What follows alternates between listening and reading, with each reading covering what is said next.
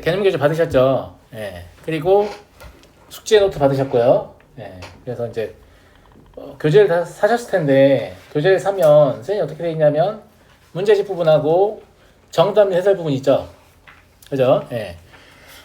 정답 및 해설 부분에서 우리가 이제 사용할 것은 빠른 답 하나입니다. 나머지는 전혀 사용하지 않을 거니까 그냥 버리셔도 됩니다. 정답 및 해설, 빠른 답 하나예요. 정답 및 해설을 버리는 학생일수록 수학이 빨리 성장할 겁니다. 왜냐하면 그게 본인한테 있으면 문제가 안 풀릴 때 자꾸 그걸 보고 싶기 때문이죠. 없어도 돼요. 저도 없이 풀지만 아무 문제 없습니다. 아시겠죠? 그럼 정답 및 해설을 제가 왜 못 보게 하느냐? 두 가지 이유가 있는데, 첫 번째, 정답 및 해설은 한 사람이 쓴 게 아니에요. 출판사에서 책을 만들 때 빨리 만들어야 되니까 각자 이제 단원을 맡아가지고 해설 작성할 거 아니겠습니까? 그러니까 여러 사람의 생각이 모여있기 때문에 동일한 상황에서 어떨 때는 이런 선택을 하고 똑같은 상황인데 다른 선택을 하고 일관성이 좀 없는 경향을 보여요. 그러니까 잘 모르는 여러분 입장에서 혼란스럽죠. 그걸 따라가면 저번에 이렇게 안 했던 것 같은데 왜 이렇게 하지? 이런 느낌이 좀 들 수 있단 말이죠. 두 번째로 정답 해설에 나와 있는 풀이는 그냥 글로 적기에 좋은 풀이입니다.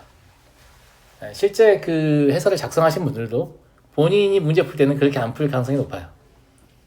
무슨 말인지 알겠어요? 그냥 단순히 글자로 적기에 유리한 풀이를 적어뒀을 뿐이기 때문에 그걸 따라가면 답은 나오겠지만 시험 시간이 한참 모자랄 수 있는 그런 위험성이 있어요.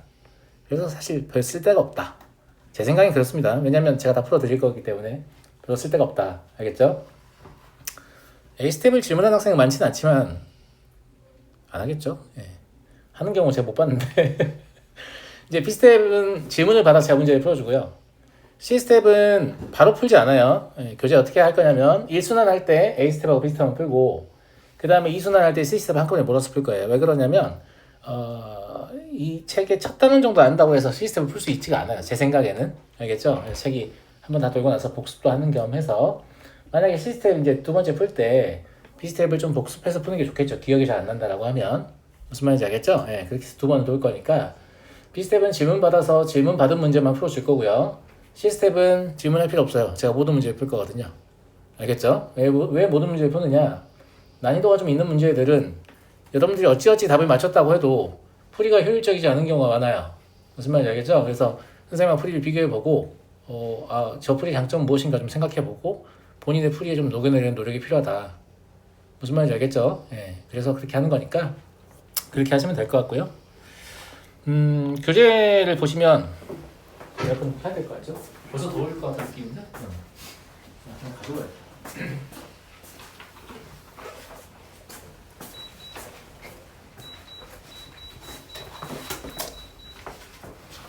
혹시 추우면 얘기하세요. 교재를 보시면 이렇게 썩 친절한 교재는 아니에요. 보면 알겠지만 이게 이제 선생님 직접 만든 교재고요.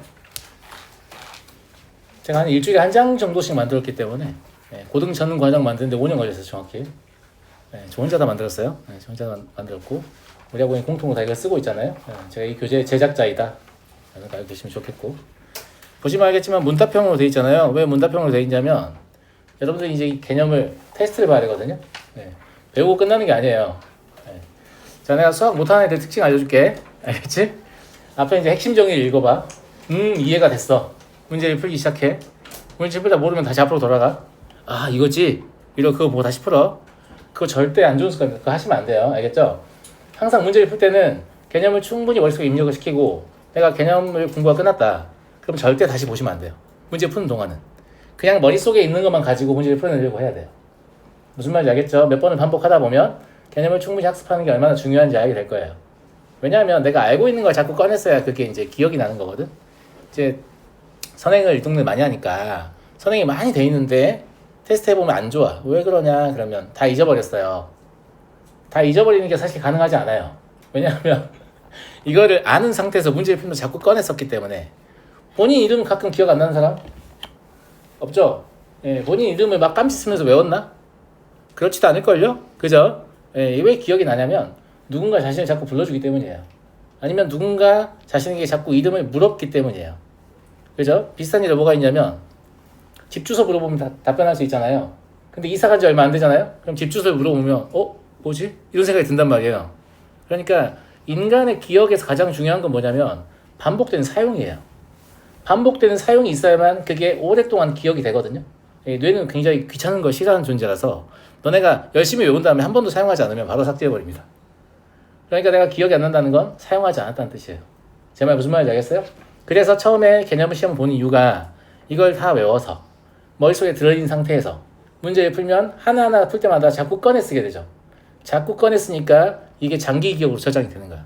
이렇게 해서 학습을 하면 시간이 많이 지나도 푸는 속도가 느려질지언정 내용이 기억이 안 나서 못 푸는 경우는 없습니다. 제 말 무슨 말인지 알겠어요? 예, 그래서 이렇게 하시는 게 옳다. 다만 이걸 하는 게 쉽다는 뜻은 아닙니다. 제가 인원을 많이 받아놨잖아요. 못 해먹겠다 이러고 나간 학생 있을 건데 있을 건데 이걸 이겨내세요. 이겨내시고 이걸 진짜 학습을 해가지고 본인 머릿속에 담은 상태에서 문제를 푸는 행위가 얼마나 즐거운지 조금 경험을 해보셨으면 좋겠다 이런 얘기예요. 제 말 무슨 말인지 알겠죠? 그 다음에 제가 이제 과제를 낼 건데 저는 과제를 어떻게 내냐면 한 단원을 통으로 낼 거예요. 그리고 과제 마감 기한은 과제가 나간 날로부터 일주일입니다. 무슨 말인지 알겠죠? 다음 시간에 과제 다음 시간까지 다 해와야 되고 이런 게 아닙니다. 알겠죠? 그럼 왜 일주일을 주느냐? 자, 1단원을 내가 과제를 냈어. 근데 1단원이 예를 들어서 7페이지였다고 해봐. 그럼 애들이 오늘은 첫 페이지, 그 다음 날은 두 번째 페이지, 그 다음 날은 세 번째 페이지 이런 식으로 학습할 수 없어요. 왜냐하면 앞쪽에 있는 페이지는 난이도가 쉽고 뒤쪽에 있는 페이지는 난이도가 어렵기 때문이죠. 그렇게 하다 보면 앞에 한 3장 하고 뒤는 못하고 그냥 학원에 오는 거죠. 무슨 말인지 알겠어요? 그래서 제가 추천드리는 방법은 그냥 숙제 나가면 당일날 전체적으로 다 푸세요. 어떤 문제만 푸냐면 보자마자 네? 합동 테스트랑 수험인데 네. 고등학교 가야 돼요. 그 24년 기출 중에서 그냥 중간고사 앞에 있는 거 봐요. 수원도 잊어버렸잖아. 그래서 전체적으로 과제를 하세요. 처음부터 그러니까 내가 뭔가 1분 이상 머문다. 그럼 이제 다 놔둬. 그냥 보자마자 푸는 문제 있지. 어차피 문제 번호별로 다 돼 있잖아. 교재에 그 숙제 노트에 다 돼 있잖아. 그래서 내가 보자마자 풀 수 있다. 것만 해서 처음부터 끝까지 과제를 하세요. 무슨 말인지 알겠죠? 그럼 남아있는 문제가 있죠. 남아있는 문제를 그 다음날 한 문제당 투자하는 시간을 한 1분에서 3분 정도 주고 또 풀어봐요. 또 3분까지 했는데 안 풀려 놔도 괜찮아. 또 그 다음날 남아있는 문제 있죠. 예, 그런 식으로 해서 최소 3일 정도를 투자하시는 걸 권합니다. 물론 일주일 다 투자하면 더 좋겠죠. 왜냐면 어차피 못 푸는 문제 못 풀기 때문에. 알겠죠? 예. 그렇게 해서 오면 진짜 내가 여러 번 반복해서 문제를 봤는데도 불구하고 못 푼 문제들만 남아있을 거 아니야. 그러니까 그런 거에 대해서 이제 문제 풀이를 할 거고, 여러분들은 문제를 쳐다보고 내가 결국 풀어내지 못했다. 그럼 내가 시간을 버렸다라고 생각하거든요. 그렇지 않고요. 여러분들이 문제에 대해서 고민해본 시간이 많을수록 제가 앞에서 풀어줬을 때 본인의 것이 될 가능성이 높습니다. 무슨 말인지 알겠죠? 그런 친구도 있잖아. 문제 모양을 봐. 문제가 무섭게 생겼어. 그럼 읽어보지도 않아. 질문각이다 이렇게. 이게 하기 왜 쉽냐면 숙제를 꼭 밀어놨다가 다들 수학하고 있는데 이때 시작하기 때문이야. 내가 일주일 준다 그랬지. 일주일 내내 안 하다가 숙제 나간다는데 어떡하지? 그 전날 풀기 시작하면 그렇게 돼요. 조금만 복잡해보면 다 체크해요. 모른다고. 근데 여러분들이 거짓말 하는지 아닌지 내가 알 수가 없지. 알 수가 없지만 스스로는 알 거야. 그래서 그런 것들이 쌓여서 본인 실력이 안 좋아지는 거예요. 내가 뭔가 재능이 없어서 안 좋아지는 게 아니고. 물론 고등학교 수학을 이제 여러분들이 하는 건 어려운 일이지만 그래도 어떤 재능의 영역의 문제는 아닙니다. 정성들을 사시면 누구나 어느 정도 수준으로 할 수 있고요. 재능의 영역을 논하려면 고3 미적분 정도의 문제를 풀 때, 그것도 극심한 문제를 풀 때, 난 재능이 없어서 못하겠어. 그런 얘기 할 수 있거든요. 그래서 적어도 고2 과정까지는 재능의 여부와는 딱히 상관이 없다. 그냥 제가 하자는 거 하고 그걸 충실히 하시면 돼요. 그럼 유의미한 성과를 얻을 거예요. 제 말 무슨 말인지 알겠죠? 이반 커리는 여러분이 어떻게 하느냐에 따라서 다르지만 2년 안에 고3 내용까지 다 끝내는 게 목표입니다. 개념만요. 이제 뭐 문제풀이 심화하는 건 별도의 반에서 하셔야 돼요. 개념만. 알겠죠? 그래서 개념을 쭉 타고 오려면 아무래도 저희 학원이 아니어도 상관없습니다. 지나간 과정을 리뷰를 하면서 따라오시는 게 좋아요. 알겠죠? 그렇지 않으면 어느 순간 길을 잃어요. 탈락하게 된다고요. 알았니? 자, 이 정도 인원을 조직해서 가도 고3 미적분까지 남아있는 인원은 몇 명 안 됩니다. 5명에서 7명? 다 탈락해 중간에.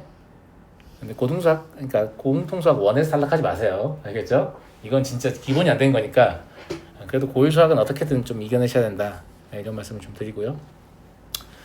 개념 시험은 오늘 개념 나갔잖아요. 그러면 다음 시간에 바로 시험입니다. 알겠죠? 오늘 아마 최소한 한 장을 할 텐데 그 한 장은 통으로 봅니다.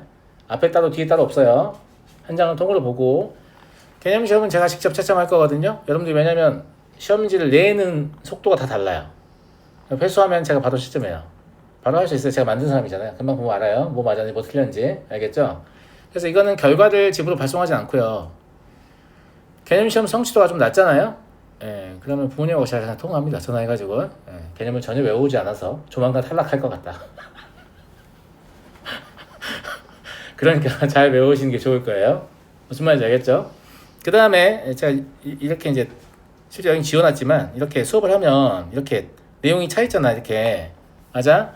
이거를 글자를 다 그대로 외우려고 하는데 그렇게 하는 거 아닙니다. 그게 아니고 내용을 기억해서 그냥 본인이 그냥 본인 논리대로 쓰시는 거예요.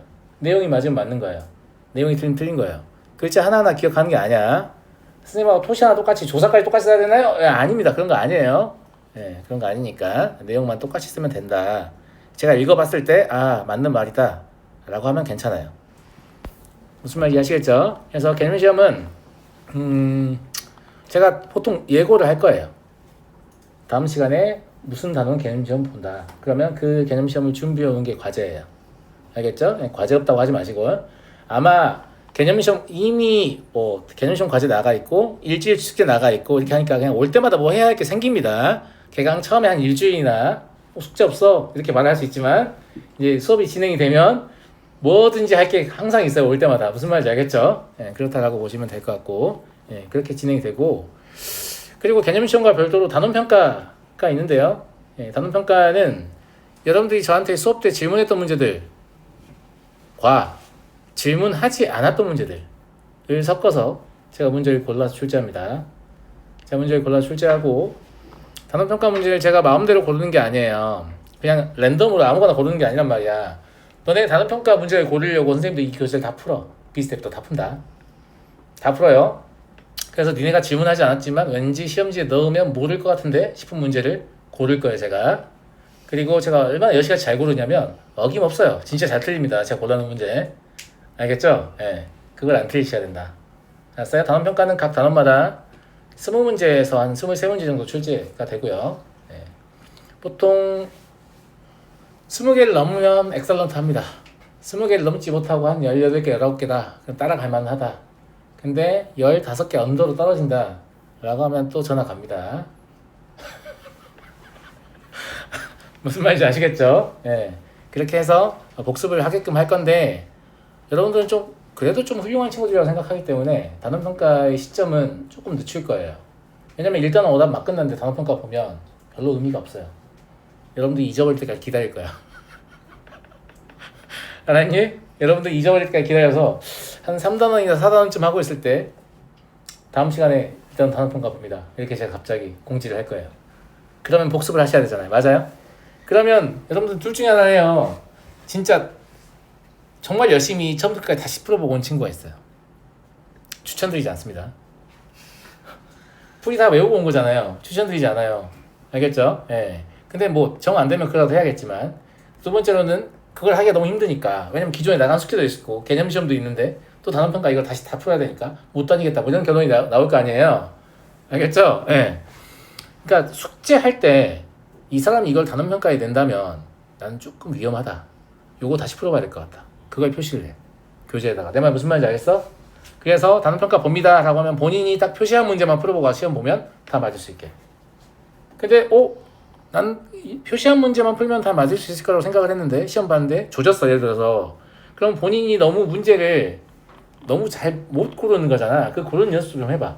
시간이 지나면 내가 이 문제를 풀 수 있을 건가 없을 건가. 왜 이게 의미가 있냐면 유형사의 특징이 쉬운 문제 하나 깔아요. 맞아요? 그 다음에 똑같은데 약간 더 어려운 거 깔아요. 똑같은데 좀 더 어려운 거 깔아요. 똑같은데 아주 어려운 거 깔아. 그러면 위에서부터 풀면서 내려오지. 그럼 니네 마지막 문제 맞히면 나 좀 하는 거 같은데 라고 생각하잖아. 그 일시적인 효과야. 실제 시험은 마지막에 있는 문제가 랜덤으로 나와요. 무슨 말인지 알겠죠? 순차적으로 나오지 않는다고. 문제집 풀 때처럼 잠깐 실력이 좋아진 상태에서 맞출 수 없어요. 무슨 유형인지도 알 수도 없어요. 뭐 유형 1 어떤 거, 유형 2 어떤 거 그런 것도 읽어보지 마세요. 그런 거 읽어보고 문제 풀면 당연히 시험 잘 볼 수가 없겠죠. 무슨 말인지 알겠어요? 예. 그래서 좀 개인적으로는 이렇게 푸는 것도 추천드려요. 유형이 이렇게 비슷한 문제 묶여 있으니까 이렇게 가로로 풀잖아요. 그러면 계속 문제를 섞어가면서 풀 수 있죠. 예. 그래서 학습 효과가 더 뛰어나요. 물론 그렇게 푸는 건 괴로운 일입니다. 하기 싫을 거예요. 저는 개인적으로는 유형서가 내용을 다 섞어버리라는 생각하거든요. 일단은 모든 문제를 랜덤하게 섞어가지고 상중하 표기도 하지 말고 그냥 책을 만들면 그게 학습 효과가 제일 뛰어난데 그러면 아무도 책을 안 사요. 슬프게. 아무도 책을 안 사거든요. 왜냐면 그 책 끝까지 보는 게 되게 힘들기 때문에. 그러니까 유형서가 그런 장점과 단점을 동시에 가지고 있기 때문에 여러분들이 이렇게 순차적으로 유형을 풀면서 난이도가 올라가기 때문에 일시적으로 내가 조금 잘했다 라고 느끼는 거를 냉정하게 판단해서 아, 이 문제 다시 봐야 될 것 같다 이렇게 표시를 하시라고요.